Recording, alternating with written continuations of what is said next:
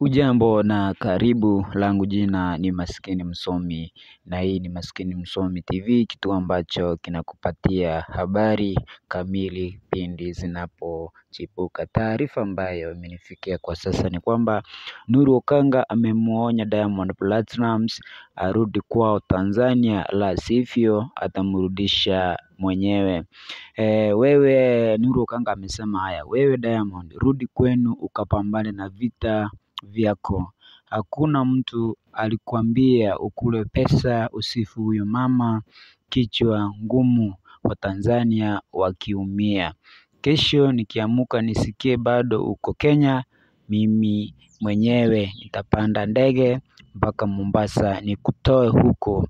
Kwani unafanya nini Kenya? Rudi kwenu. Mulisema sisi wa Kenya ni viumbe dhaifu. Hayo ni maneno ya Nuru Okanga ambaye amezungumza akiwa na ghadhabu sana kuhusiana na Diamond Platnumz.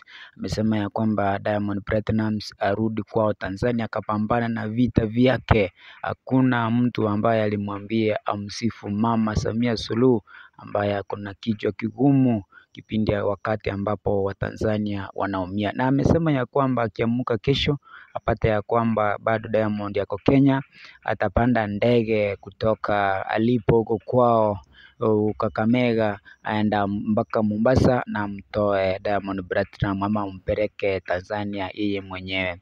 Hayo ndio mambo ambayo yamejiri kwa sasa, lakini ukumbuke ya kwamba Diamond Platnumz alitoroka nchi yao Tanzania jana baada ya kuona ya kwamba alinitete.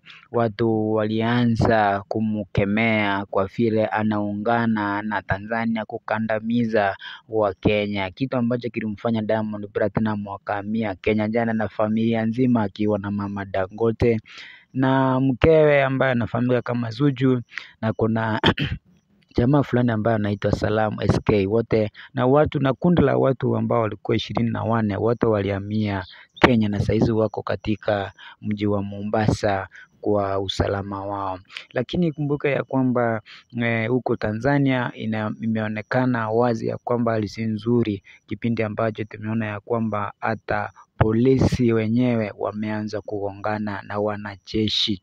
Wanajeshi wao wako katika kundi la wa raia, yani wameunga raia mkono, na Tanzania wote wamesema ya kwamba kama wanataka wawe salama, wanataka jeshi lichukue uongozi, yani liwe na waongoza kama wanataka Wakenya wawe mikononi mwa salama. Jina langu lasalia kuwa Maskini Msomi na hii ni Maskini Msomi TV.